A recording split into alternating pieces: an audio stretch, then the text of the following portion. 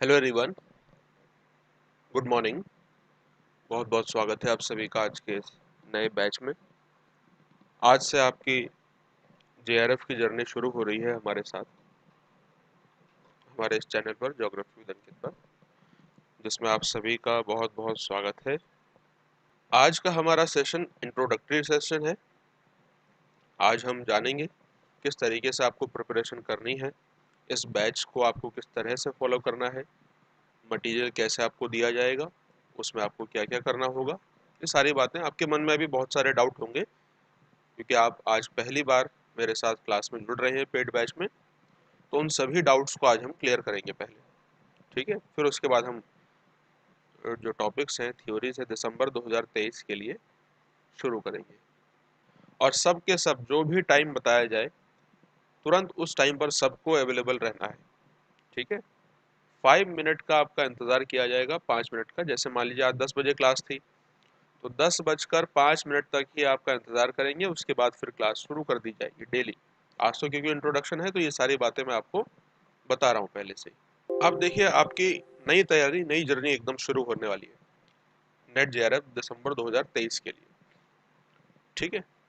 आपके लिए जो सबसे ज़रूरी चीज़ें होती है किसी भी एग्ज़ाम को क्वालिफाई करने के लिए, जब भी हम प्रिपरेशन शुरू करते हैं तो हमारे मन में बहुत सारी चीज़ें होती हैं कि हमें क्या करना होगा, किस तरह से प्रिपरेशन करनी होगी। अभी हम बहुत समय से प्रिपरेशन कर रहे हैं। मान लीजिए, हो सकता है कि आप 6 महीने से प्रिपरेशन कर रहे हो सकता है कि आपने पहले 1-2 अटेम्प्ट दिए हो, 2-3 अटेम्प्ट दिए हो, ठीक है। और हो सकता है आपने इससे ज़्यादा अटेम्प्ट दिए हो, ऐसा भी हो सकता है। कल ही मुझे एक स्टूडेंट का फ़ोन आया था, ठीक है। उन्होंने बताया कि मैंने सर 5 अटेम्प्ट दे दिए हैं और अभी नेट भी नहीं हो पाया है। तो हमने काफ़ी देर बात करी कि ऐसा क्यों हो रहा है। 15-20 मिनट के बाद उनको फिर मैंने उसका सोल्यूशन बताया कि क्या करना है आपको, ऐसे ये कहाँ गलती हो रही है। 5 अटेम्प्ट का मतलब आप समझते हैं? 5 अटेम्प्ट का मतलब होता है कि 2.5 साल से ज़्यादा। ऐसा भी है कि कई स्टूडेंट 2.5 साल से भी ज़्यादा, 3 साल से भी ज़्यादा प्रिपरेशन कर रहे हैं, सिर्फ एक एग्ज़ाम पर फोकस कर रहे हैं और वो क्वालिफाई नहीं हो रहा है। ऐसा क्यों? तो इसके रीज़न होते हैं, ठीक है। एग्ज़ाम सिर्फ पढ़ने लिखने से नहीं होता। अगर सिर्फ पढ़ने लिखने से जेआरएफ सबका होने वाला होता, तो सिर्फ उन स्टूडेंट्स का एग्ज़ाम होता जो पढ़ने में बहुत तेज़ है। आपके भी ग्रुप में होंगे, ग्रेजुएशन में, पोस्ट ग्रेजुएशन में, ऐसे बहुत सारे स्टूडेंट्स होंगे आपके ग्रुप में, लेकिन उनका एग्ज़ाम क्वालिफाई नहीं होगा। ऐसे भी आपके पास एग्जाम्पल होंगे, और वो भी एग्जाम्पल होंगे जो कम पढ़ते थे, लिमिटेड टाइम अपनी पढ़ाई को देते थे और एग्ज़ाम उन्होंने जल्दी क्वालिफाई कर लिया। इससे कंक्लूजन ये निकलता है कि अगर आप सारी किताबें खरीद कर सबको एक सिरे से पढ़ने लग जाएंगे, तो इससे एग्ज़ाम नहीं होता है। एग्ज़ाम 2-3 चीज़ों से होता है, जो की है, एकदम मूल मंत्र है एग्ज़ाम क्वालिफाई करने। न सिर्फ यूजीसी नेट जेआरएफ का, बल्कि कोई भी एग्ज़ाम है, कोई भी एग्ज़ाम, ठीक है। छोटे से छोटे लेवल से लेकर यूपीएससी तक, सबका एक ही फॉर्मूला है। फॉर्मूला क्या है? आपको उस आयोग का, जैसे यहाँ पर यूजीसी नेट का है, यूजीसी ने जो सिलेबस दिया है, सबसे पहली चीज़ सिलेबस को ध्यान से और डेप्थ से कवर करना।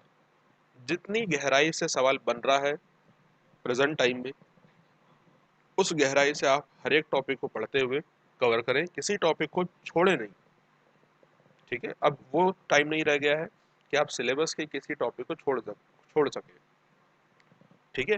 तो सिलेबस को पूरी तरीके से कवर करना, कवर करने के बाद हर एक टॉपिक को कवर जैसे आपने कर लिया, उसके हर एक टॉपिक के आप शॉर्ट नोट्स बनाएंगे।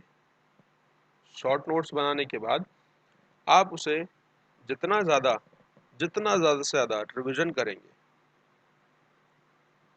वो आपके लिए बेनिफिशियल रहेगा। रिवीजन करने के बाद आपको प्रैक्टिस भी करनी होती है। प्रैक्टिस, ये 4 बातें आपकी मूल मंत्र हैं सक्सेस होने के लिए, जेआरएफ क्वालिफाई करने के लिए। अगर आप इनमें से किसी भी स्टेप को मिस कर देंगे, तो फिर वही होगा जो बाकी सबके साथ होता है। 4-4, 5-5 बार एग्ज़ाम दे रहे हैं, लेकिन फिर भी जो परिणाम है नहीं मिल रहा है। सिलेबस में कोई कमी नहीं, ये सिलेबस कैसे कवर करना है ये हमारी जिम्मेदारी है। नोट्स कैसे बनाने हैं? नोट्स आपको शॉर्ट नोट्स, डिटेल नोट्स आपको क्लास में दिए जाएंगे पीडीएफ के, लेकिन उनको शॉर्ट में कन्वर्ट करना है। मान लीजिए एक पीडीएफ है जिसके पेजेस है 50, और ऐसे ही करके करते करते आपके पास 20-30 पीडीएफ है ना, एक ही यूनिट की। तो क्या आप उन सभी यूनिट्स को बाद में रिवाइज कर पाएंगे? नहीं कर पाएंगे। इसलिए आपको उसे अपने शॉर्ट नोट्स में कन्वर्ट करना होगा। शुरू शुरू में ऐसा भी होता है कि शॉर्ट नोट्स कैसे बनाने, इसमें भी प्रॉब्लम होती है। तो उससे रिलेटेड भी 3 वीडियोस चैनल पर अपलोडेड है, उन्हें मैं आपको इस क्लास के बाद दूंगा, आप उनको देखेंगे। ठीक है। फिर मल्टीपल टाइम्स रिवीजन करना होता है। बीच बीच में मैं आपको बताता रहूंगा कि रिवीजन आपको कब करना है, कैसे करना है। ठीक, तो इसकी चिंता आप छोड़ दीजिएगा। रिवीजन और इसके बाद फिर प्रैक्टिस। आप जितना भी पढ़ लीजिए, आपने सभी यूनिट्स कवर कर ली, नोट्स बना लिया, रिवीजन कर लिया, ये सब काम आपने कर लिया, लेकिन फिर भी अगर आपने प्रैक्टिस नहीं की तो ये सारी चीज़ें आपको हेल्प नहीं करेंगी। ठीक है, क्योंकि वहां पर आपको वाइवा नहीं देना है, आपको क्या करना है, एग्जाम में क्वेश्चन पेपर सॉल्व करना है। अब क्वेश्चन पेपर सॉल्व करने का तरीका होता है, वो तरीका जब तक आपको नहीं आएगा तब तक एग्जाम में आपके सवाल सॉल्व नहीं होंगे। पर ऐसा आप सभी के साथ हुआ भी होगा, जिन्होंने एग्जाम दे दिया है और जो नेट क्वालिफाइड है, क्वेश्चन पेपर देखते हैं सॉल्व नहीं कर पाते, लगता है कि पढ़ा हुआ है। ये क्यों होता है? ये प्रैक्टिस में कमी की वजह से होता है, रिवीजन में कहीं पर कमी की वजह से होता है। आपका अगर कोई सवाल सॉल्व नहीं हो रहा है तो उसके कुछ रीज़न होते हैं। हो सकता है वो आपने टॉपिक पढ़ा ही ना हो, जो सबसे अच्छा होता है। पढ़ लेंगे सॉल्व हो जाएगा, ये सबसे सही स्थिति है। उससे जो खराब स्थिति है ये होती है कि आपने टॉपिक पढ़ा है, आपसे सवाल सॉल्व नहीं हो रहा है। कारण हो सकता है रिवीजन ना हो सकता है कि आपने जो पढ़ा है वो उस लेवल का ना हो जिस लेवल से सवाल बन रहा है, क्वेश्चन बन रहा है ना। हो सकता है आपने सवाल ठीक से ना पढ़ा हो, पूछा कुछ गया है, आप सोच कुछ रहे हैं और आंसर लगा दिया, गलत हो गया। हो सकता है सवाल का आपने कोड ठीक से ना देखा हो, मिसमैच हो गया हो। तो ये सभी रीजन होते हैं क्वेश्चन सॉल्व ना होने के, जो कि प्रैक्टिस के साथ आते धीरे धीरे। ये एक दिन का काम नहीं है। मैं आपको अभी बता रहा हूँ कि एग्जाम क्वालिफाई होने के लिए आपको क्या बनना पड़ेगा, किस तरीके की आपको प्रिपरेशन करनी होगी। तो इन 4 चीज़ों पर आपको कमांड बनानी पड़ेगी। इन बातों को आप हमेशा अपने दिमाग में बैठाए रखें। सिलेबस नहीं छोड़ना है, नोट्स बनाना है, रिवीजन करना है, डेली रिवीजन करना है और प्रैक्टिस करना है। डेली रिवीजन कैसे? मान लीजिए डेली 10 बजे आपकी क्लास लगती है, ठीक है, तो आपको हमेशा क्या करना है, आधा घंटा पहले जितना भी प्रीवियस पढ़ाया गया है, 30 मिनट्स पहले जितना भी प्रीवियस पढ़ाया गया है उसको रिवाइज करके आना है। अब देखिए, ये 4-5 चीज़ें तो मैंने आपको बता दी कि आपको क्या क्या ध्यान रखना होता है। इससे पहले जब आप एग्ज़ाम में तैयारी करते हैं, एग्ज़ाम की किसी भी एग्ज़ाम की तैयारी करते हैं, तो टारगेटेड स्टडी होनी चाहिए। ऐसा नहीं कि आपको पता ही नहीं है कि मेरा टारगेट क्या है। सपोज आप जेआरएफ की तैयारी कर रहे हैं और आपको ना प्रीवियस ईयर कट ऑफ का पता है, ना आपको ये पता है कि मुझे मेरे कितने क्वेश्चन सॉल्व होंगे। कि अब आपको पता होगा तो अच्छी बात है, नहीं पता है तो वो मैं आपको बता रहा हूँ कि वो स्थिति सही नहीं होती है, फिर आप भटक सकते हैं। ठीक है, इतने सारे स्टूडेंट प्रिपरेशन कर रहे हैं, हर साल 30 से 35 हज़ार स्टूडेंट सिर्फ ज्योग्राफी में एग्जाम देते हैं, सिर्फ ज्योग्राफी सब्जेक्ट में। ठीक है, बिल्कुल, वेरी गुड। 30-35 हज़ार स्टूडेंट एग्जाम दे रहे हैं। उन 30-35 हज़ार स्टूडेंट में से मैं श्योरिटी के साथ कह सकता हूँ 80% वो स्टूडेंट होते हैं जिनको अपना टारगेट ही पता नहीं होता है, जिनको कट ऑफ का पता नहीं होता है। इसीलिए बहुत कम ऐसे स्टूडेंट होते हैं जिनका एग्जाम क्वालिफाई होता है। इस बार का डाटा अगर मैं आपको बताऊं, एक सेकंड अभी आप रुकना, मैं आपको डाटा के साथ बात करता हूँ। ऐसा ही नहीं बात मैं ये कर रहा हूँ। ऐसा क्यों होता है, सोचने वाली बात है। वो इसी वजह से होता है कि हर कोई तैयार नहीं रहता है। ठीक है, जैसे एक सेकंड, हाँ अभी मैं आपको बताता हूँ कि ज्योग्राफी में इस बार कितने स्टूडेंट्स क्वालिफाई हुए हैं। Geography geography geography, yes. देखिए, अनरिजर्व कैटेगरी में, अनरिजर्व कैटेगरी में 862 862 स्टूडेंट है जिनका नेट हुआ है, सिर्फ नेट, या जनरल कैटेगरी आप ऐसे कह सकते हैं। और केवल 89 स्टूडेंट हैं जनरल कैटेगरी में जिनका जेआरएफ हुआ है। ये एनटीए ने पब्लिश किया है, जो कट ऑफ उन्होंने दी थी परसेंटाइल वाली, उसी में दिया हुआ है। ठीक है। इसी तरीके से ईडब्ल्यूएस में अगर आप देखिए, ईडब्ल्यूएस का इस तरफ है, ईडब्ल्यूएस में 221 स्टूडेंट हैं जिनका सिर्फ सिर्फ नेट हुआ है इस बार, और 24 स्टूडेंट ऐसे हैं जिनका जेआरएफ हुआ है। ये ऑल ओवर इंडिया की बात हो रही है, समझ रहे हैं बात। इसी तरीके से ओबीसी, ओबीसी कैटेगरी की अगर हम बात करें तो इसमें 660 स्टूडेंट ऐसे हैं जिनका नेट हुआ है इस बार, और 65 स्टूडेंट ऐसे हैं जिनका जेआरएफ हुआ है। इसी तरीके से एससी कैटेगरी में आप देखिए 351 स्टूडेंट्स का नेट हुआ है, और जेआरएफ 38 स्टूडेंट का हुआ है। एसटी कैटेगरी में 194 स्टूडेंट हैं जिनका नेट हुआ है, और केवल 18 स्टूडेंट ऐसे हैं एसटी कैटेगरी में ऑल ओवर इंडिया जिनका जेआरएफ हुआ है। तो ये डाटा समझ रहे हैं आप, इतने सारे स्टूडेंट प्रिपरेशन कर रहे हैं, 30-35 हज़ार, लेकिन नेट जेआरएफ देखो आप कितने कम लोगों का हो रहा है। ये इसीलिए है क्योंकि बहुत सारे स्टूडेंट्स को अपना टारगेट पता नहीं होता है, उनको सिलेबस का पूरा पता नहीं होता है, उनको रिवीजन कैसे करना है ये पता नहीं होता है, प्रैक्टिस भी करनी होती है। उनसे अगर आप पूछोगे कि प्रीवियस ईयर क्वेश्चन सॉल्व किए, कहेंगे हाँ किए, किसी टीचर ने क्वेश्चन दिए थे अपने, वो सॉल्व करे हमने। उनको क्वेश्चन का ही नहीं पता, किस बुक को खरीदना है किसको नहीं खरीदना है, ये कुछ नहीं पता, इसीलिए ये होता है। लेकिन आपको चिंता करने की जरूरत नहीं है। ठीक है। यहाँ पर जो इसीलिए देखो ये लिखा हुआ है टारगेट नंबर ऑफ क्वेश्चन आपका कितना रहना चाहिए। तो जो परसेंटाइल अभी आ रहा है ना, परसेंटाइल, उससे आप परेशान मत होइए। सब के सब देखो उस पर वीडियो बनाने में लगे हैं, सब स्टूडेंट उसको देखने में लगे हैं, परेशान हो रहे हैं, परसेंटाइल है, हमें परसेंटेज का पता चल नहीं रहा है। कुछ नहीं करना है, यहाँ पर जो आपको टारगेट दिया गया है उसको आपको फॉलो करना है। आज के बाद आप इधर उधर की इंफॉर्मेशन और अलग अलग यूट्यूब चैनल पे क्या इन्फॉर्मेशन चल रही है, एनटी ने अभी क्या कहा, ये सब करना बंद कर देना है।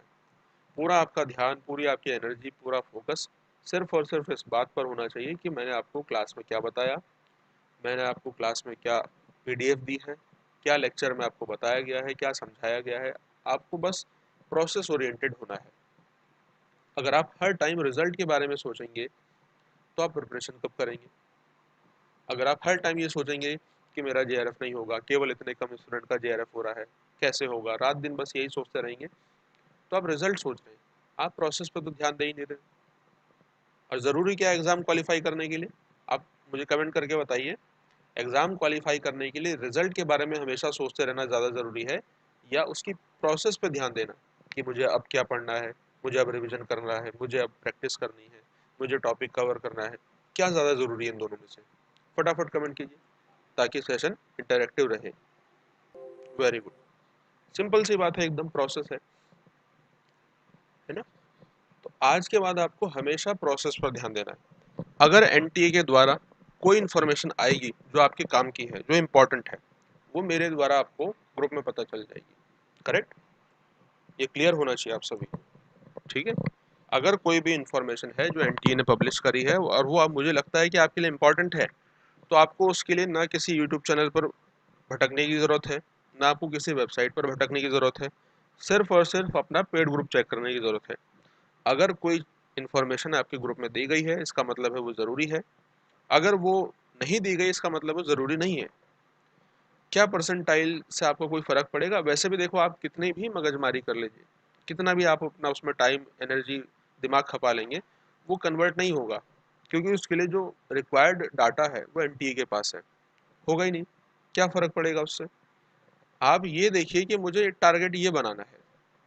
जितने भी जेआरएफ स्टूडेंट हैं उनसे आप बात करके देखिए, जितने भी जेआरएफ स्टूडेंट हैं उनसे बात कीजिए। जनरल कैटेगरी में सपोज आप, तो जनरल कैटेगरी के स्टूडेंट से बात कीजिए जिसका जेआरएफ है, उसके दोनों क्वेश्चंस को पूछिए, मतलब नंबर ऑफ क्वेश्चन को, कि पेपर 1 में आपके कितने सॉल्व हुए, पेपर 2 में कितने सॉल्व हुए। सबको पता होता है, सब ने गिना होता है। और 70% से ऊपर किसी का भी मार्क्स नहीं होंगे, या एक आध के मार्क्स हो सकते हैं, लेकिन 70% से ज़्यादा के नीचे ही होंगे। इसका मतलब क्या है, हमारा टारगेट क्या है 70%। तो हमें परसेंटाइल के लिए क्यों परेशान हो, सीधा सा इसका जवाब है, हम परसेंटाइल के लिए क्यों परेशान हो। हमारा टारगेट होना चाहिए कि हमें 105 क्वेश्चन सॉल्व करके आने हैं। पेपर 1 में इस हिसाब से 30 क्वेश्चन, पेपर 2 में इस हिसाब से 75 क्वेश्चन। ठीक है, अगर पेपर 1 पेपर 2 का हम थोड़ा सा टारगेट ऊपर नीचे भी करें, मान लीजिए आप पेपर 2 में 80 क्वेश्चन सॉल्व कर देते हैं, हमारा टारगेट 80 प्लस का है, आराम से आपको 80 प्लस काउंट कराएंगे हम इसमें। आपके इसमें 80 प्लस आ जाते हैं, 80 आ जाते हैं, यहाँ पर 75 की जगह 80 आ गए। अगर यहाँ पर आपके 25 क्वेश्चन भी सॉल्व हुए तो क्या आपको परेशान होने की आवश्यकता है, आप मुझे बताइए। यूट्यूब पर आपको तरह तरह की चीज़ें मिलेंगी, वो सब सही नहीं होती है। अगर यहाँ आपके 80 क्वेश्चन आ गए तो यहाँ पर तो आपके 25 में भी सॉल्व हो जाएंगे, कुल मिलाकर के 105 आपका स्कोर हो गया, कोई दिक्कत नहीं हुई। अगर मान लीजिए आप यहाँ 35 क्वेश्चन कर देते हैं और यहाँ पर आपके केवल 70 ही रहते हैं, तो कुल मिलाकर के आपके 105 हो गए। तो इससे कोई फर्क नहीं पड़ता है कि आपके यहाँ पर 25 है। किसी ने आपसे कह दिया, किसी का जेआरएफ हुआ है ना, जेआरएफ हो जाने के बाद, एग्जाम क्लियर हो जाने के बाद हर कोई ज्ञानी हो जाता है, लेकिन आपको सतर्क रहना है। आपने उससे कहा मेरे तो केवल 25 क्वेश्चन सॉल्व होते हैं पेपर में, मुझे समझ में नहीं आता है, तो तुरंत आपको कह देगा तुम्हारा नहीं हो सकता, अब तुम छोड़ दो तैयारी। ऐसे कैसे नहीं हो सकता, हम कैलकुलेट करेंगे, कैलकुलेट करके बताएंगे कैसे नहीं हो सकता। तो करने वाला होना चाहिए और तरीका होना चाहिए। ठीक है, तो कुल मिला के आपका जो स्कोर है 105 रहना चाहिए, paper question number of question का। ओबीसी में इसी तरीके से 99 की जगह आप 100 रख लीजिए, 29 की जगह 30 रख लीजिए। ये टारगेट अपना हमेशा दिमाग में लॉक करना है। आज के बाद आपका टारगेट क्या है, पेपर 1 आप मेरे साथ कवर कर रहे हैं, पेपर 1 का टाइटन बैच है, तो आपका टारगेट ये होना चाहिए, एवरेज टारगेट। आप इसको 5 क्वेश्चन ऊपर 5 क्वेश्चन नीचे कर सकते हैं अपने हिसाब से, अपने नेचर के हिसाब से। एससी कैटेगरी में अगर आप हैं 65 29 का टारगेट, एसटी कैटेगरी में है 28 62 का टारगेट, ईडब्ल्यूएस कैटेगरी में है तो आपको ओबीसी की तरह ही अपना टारगेट रखना है 30 70। इधर 35 हो गए तो इधर आप 65 कर दीजिए, इधर 75 हो गए तो इधर आप 25 कर दीजिए, बात एक ही है। ये आपका टारगेट होना है, इससे आप भटकेंगे नहीं। जब भी अगर आप सोचेंगे कि मैं इस टॉपिक को भी पढ़ लूँ जो सर ने कहा है कि एग्जाम में नहीं आएगा, मैं इस टॉपिक को भी रिवाइज कर लूँ, या इस वीडियो को भी देख लूँ, लेकिन मैंने कहा है कि एग्जाम में नहीं आएगा, और उसको स्किप कर दीजिए, आगे बढ़िए, या फिर इतना ही देखना है आगे बढ़िए बस, तो आपके दिमाग में तुरंत जाएगा कि ये मेरे टारगेट में मुझे हेल्प नहीं करेगा। इसलिए हमेशा टारगेट लिखना ज़रूरी है। जहाँ पर भी आप बैठकर पढ़ते हैं, जहाँ पर आपकी हमेशा नज़र जाती है, वहाँ अपना टारगेट ये लिख लीजिए कि मेरा ये टारगेट है, पेपर 1 में इतना स्कोर, पेपर 2 में इतना स्कोर, तब मुझे जेआरएफ होने से कोई नहीं रोक सकता। और मैं बता दूं आपको, ये सिर्फ जेआरएफ का स्कोर मैंने लिखा है, इससे कम अगर आपका होगा तो नेट हो ही जाएगा, लेकिन नेट आपका टारगेट नहीं होना चाहिए, आपका टारगेट जेआरएफ होना चाहिए। स्ट्रेटेजी के साथ एकदम तैयारी करते हैं, ठीक है, तो अपना टारगेट अपने दिमाग में लॉक कर देना है।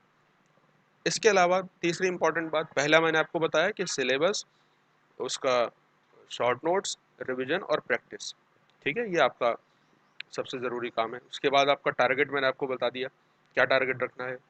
इसके बाद जब भी हम यूनिट्स पढ़ते हैं, कितने यूनिट है टोटल, 10 यूनिट है, सबके बारे में आपको मालूम होना चाहिए। सिलेबस मैं आज सेंड करूंगा, लेकिन जो सिलेबस आयोग ने दिया है, यूजीसी ने, वो एक पैराग्राफ है, पैराग्राफ की तरह है, और उसमें कुछ चीज़ें हैं कुछ चीज़ें नहीं हैं, सिलेबस बहुत डिफाइन नहीं है। अगर आप उस सिलेबस के केवल भरोसे रहेंगे हर एक टॉपिक के, तो फिर बहुत सारी चीज़ें छूट चुकी होंगी। ठीक,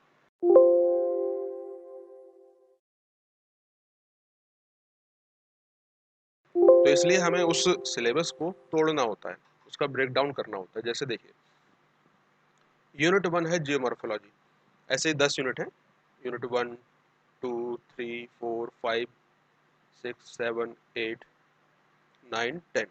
unit 1 geomorphology, unit 2 climatology, unit 3 oceanography, unit 4 इसे हम कहेंगे एनवायरनमेंट ज्योग्राफी, फिर पॉपुलेशन सेटलमेंट 5, 6 हो जाएगा इकोनॉमिक रीजनल डेवलपमेंट, 7 हो जाएगा पॉपुलेशन और ये sorry cultural social political geography, unit 8 geographical thought, unit 9 geographical technique unit 10 geography of India. ये आपको पता होना चाहिए इस तरीके से। और हर एक यूनिट में कितने टॉपिक है मैं आपको ये भी बता दूंगा, कौन सा टॉपिक एग्जाम में आएगा नहीं आएगा वो भी बता दूंगा। तो ये आपका तरीका होना चाहिए। अब जैसे मान लीजिए आप यूनिट 1 शुरू कर रहे हैं, तो कैसे शुरू करेंगे? एक आम एस्पिरेंट कैसे शुरू करता है, जिसको कुछ नहीं पता, वो ऐसे शुरू करता है, उसने सुना कि जियोमॉर्फोलॉजी की यूनिट 1 है, अब वो तुरंत जाएगा मार्केट में और उसकी 2-3 किताबें खरीद के लेके आएगा, एक भी नहीं 2-3 किताबें खरीद के लेके आएगा। ये फेल होने की निशानी होती है। 2-3 किताबें खरीदेगा और उनको पढ़ना सिरे से शुरू कर देगा, चैप्टर 1 से लेकर और लास्ट का जो चैप्टर है खत्म करके ही मानेगा। एक किताब पढ़ी, फिर दूसरी पढ़ी, फिर तीसरी पढ़ी, तीनों को पढ़ लिया, लास्ट में जाके नोट्स बनाना फिर शुरू करेगा। जब नोट्स बनाएगा फिर से एक एक चैप्टर को दोबारा से पढ़ना पड़ेगा, नोट्स बना दिया, बनाते रहेगा 15 से 20 दिन लगा देगा सारे के सारे नोट्स बनाने में, बन गए नोट्स। अब उन सबको रिवाइज करेगा, कर लिया, उनको रख देगा साइड में, फिर प्रीवियस ईयर के क्वेश्चंस को सॉल्व करने की उसकी बारी आएगी, उनको सॉल्व करेगा। क्या लगता है आपको ये सॉल्व होंगे? सॉल्व नहीं होंगे, क्योंकि प्रीवियस ईयर क्वेश्चन में क्या आ रहा है, आपने क्या पढ़ा है, आपने कौन सी स्टैंडर्ड बुक पढ़ी है नहीं पढ़ी है, इनमें कोई लिंक ही नहीं है। ठीक है, अगर इन दोनों में कोई लिंक नहीं है, इसका मतलब है जो आपने पढ़ा है वो एग्जाम के पॉइंट ऑफ व्यू से तो एकदम कह लीजिए कुछ नहीं है। वो हो सकता है कि आपका समय, एनर्जी, पैसा सब बेकार चला गया।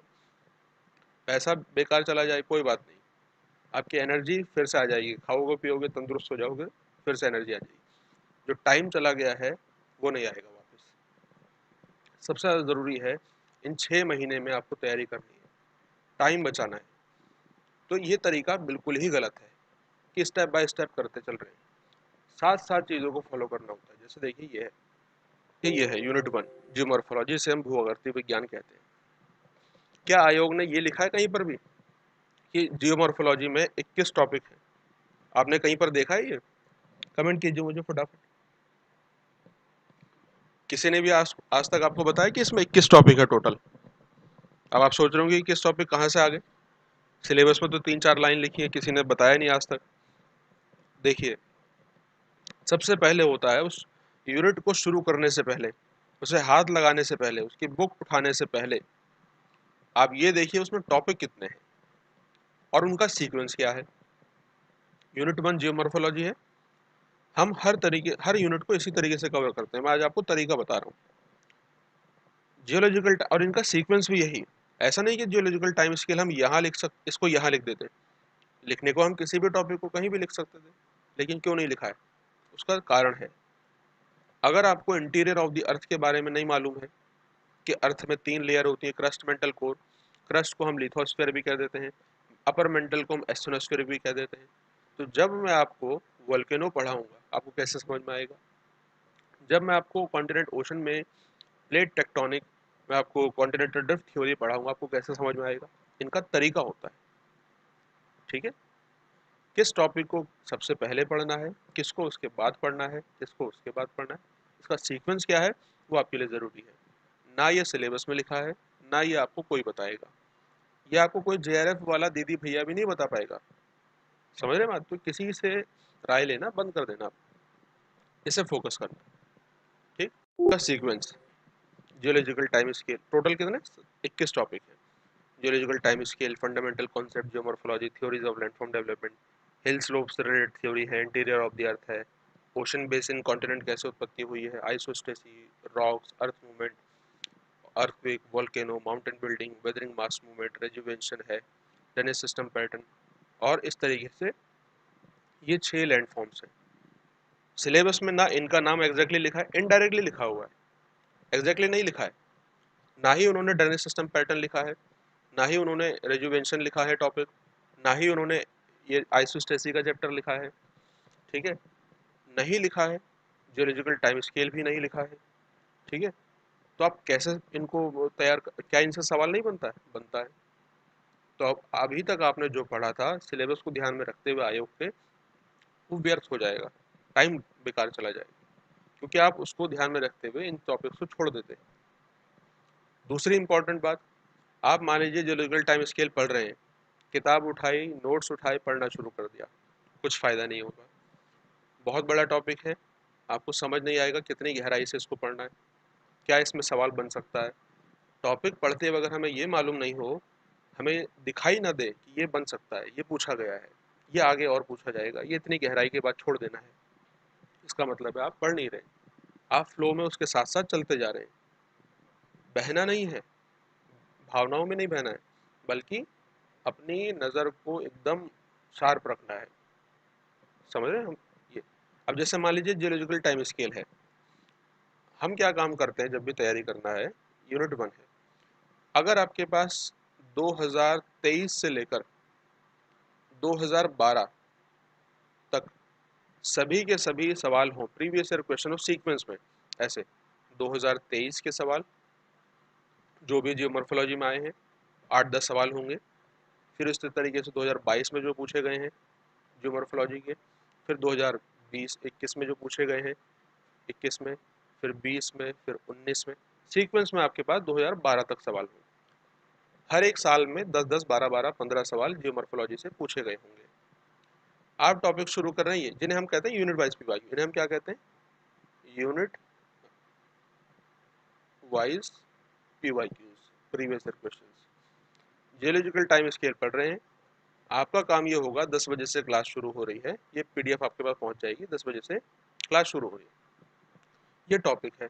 आप जरा एक बार सरसरी निगाह से स्क्रॉल करते हुए देखिए कि जियोलॉजिकल टाइम स्केल से लगभग लगभग किस किस तरीके का सवाल पूछा गया, क्योंकि आप सभी ने देखिए पीजी कर लिया है, पोस्ट ग्रेजुएशन एमए कर लिया है, एमएससी कर लिया है, तो इतना आपको आइडिया होगा कि ये जियोलॉजिकल टाइम स्केल का सवाल है।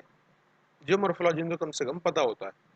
जैसे हम स्क्रॉल करके देखें, देखिए अगर हम देखें तो हमें कुछ ना कुछ तो मालूम पड़ेगा ही। मैं आपको एग्जांपल के तौर पे बता रहा हूँ, ठीक? हमें कुछ नहीं करना है, बस देखते चलना है कि जियोलॉजिकल टाइम स्केल का कोई सवाल हमें मिल रहा है या नहीं मिल रहा है। अभी तक तो नहीं दिखा, इतने सवाल हमने देख दिए, इसका मतलब बहुत फ्रीक्वेंट सवाल नहीं आता है, इसका यही तो मतलब है ना। आएगा सवाल लेकिन फ्रीक्वेंट नहीं होगा, लेकिन अगर कभी आ रहा है तो क्या वो गहराई में होगा सवाल, बहुत डेप्थ का सवाल कि हमसे सॉल्व ना हो हम उसे छोड़ दें, ऐसा नहीं है, हमें देखना होगा। देखते चल, ये देखिए मिल गया सवाल, जियोलॉजिकल एरा, जियोलॉजिकल पीरियड। क्या करना है, सिर्फ इन्होंने इतना सा सवाल पूछा है, जो अलग अलग एरा हैं, नियोजोइक, मेसोजोइक, कैनोजोइक, पैलेजोइक, उनके टाइम पीरियड से मैच कर देना है। क्या ये बहुत गहराई से पूछा? नहीं, हमें इतना समझ में आ जाना चाहिए कि गहराई का सवाल है या नहीं है। बिल्कुल आसान सवाल है। इधर जियोलॉजिकल स्केल याद कर लिए, जो एरा है, इधर उनके टाइम पीरियड याद कर लिए, बस मैच कर दिया कौन किसका है। कोई डिटेल थोड़ी ना पूछिए कि जुरासिक में क्या हुआ, मायोसीन में क्या हुआ, प्लेस्टोसीन में क्या हुआ, सिल्यूरियन में क्या हुआ, डिटेल नहीं पूछिए। असर्शन रीजन का सवाल अगर किसी टॉपिक से बन जाए, 4-5 स्टेटमेंट वाला सवाल अगर किसी टॉपिक से बन जाए, तब आप मानेंगे कि वो गहराई से पूछ रहा है। अभी वो आसान है, नहीं आंसर मत दीजिए अभी किसी का, मैं बस तरीका आपको बता रहा हूँ। इसी तरीके से करते करते करते हमारे पास लगभग लगभग 8 से 10 सवाल हमें मिल जाएंगे 10 सालों में, जिनसे सवाल बना होगा, मतलब जियोलॉजिकल टाइम स्केल से सवाल पूछा होगा। यस और नो? आपका तरीका क्या होना चाहिए, जैसे ये टॉपिक आप पढ़ रहे हैं, आप उसके प्रीवियस क्वेश्चंस के स्क्रीनशॉट लेके आए, आपको 10 से 12 सवाल मिल गए पूरी पीडीएफ में, ठीक है? आपने क्लास में टॉपिक पढ़ा, मैंने आपको सारी चीज़ समझा दी, तुरंत आपका दिमाग एक्टिव होगा कि ये ज़रूरी है, पूछा गया है, ये नहीं पूछा गया है, इस तरीके का सवाल नहीं बना है। मैं आपको क्लास में भी बता दूंगा किस तरीके से क्या क्या कवर करना है। टॉपिक तैयार हो गया, समझ लिया सब कुछ। समझने के बाद आपको उस टॉपिक को रिवाइज करना है, पीडीएफ को रिवाइज करना है, और रिवाइज करने के बाद ही नोट्स बनाना है, शॉर्ट नोट्स। शॉर्ट नोट्स बना लिया, एक बार फिर से आपने नोट्स को रिविजन किया, और जो स्क्रीनशॉट आपने लिए थे 10-12 सवालों के, उनको सॉल्व किया प्रीवियस ईयर क्वेश्चंस को। अगर आप ये स्टेप फॉलो करेंगे तो कोई गुंजाइश ही नहीं कि आपसे ये सवाल सॉल्व ना हो। कैसे हो सकता है? ऐसा नहीं हो सकता, ये सवाल आपसे आराम से सॉल्व होंगे, और आराम से जब सॉल्व हो जाएंगे तब आप नेक्स्ट चैप्टर पर बढ़ेंगे।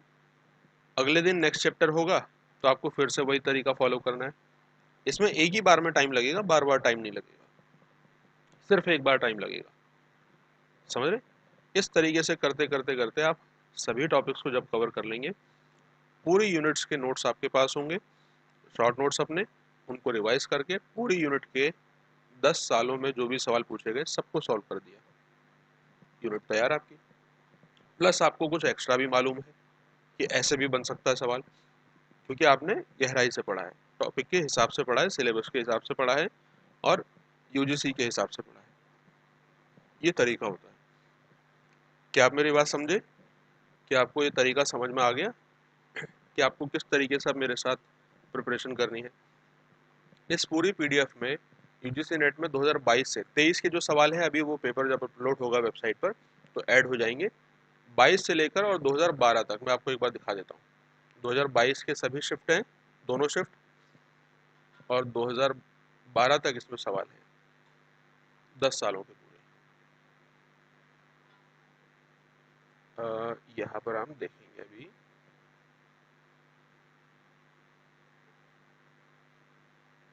ये देखिए दिसंबर 2012 तक सब के सब सवाल है इसमें। ये पीडीएफ काफ़ी बड़ी पीडीएफ है, आप देखिए 209 पेजेस है इसमें और 10वां पेज तो खैर ये है।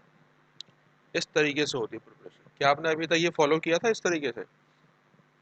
बताइए मुझे, क्या आपने आज तक इस तरीके की स्ट्रेटेजी फॉलो करी थी या नहीं करी थी?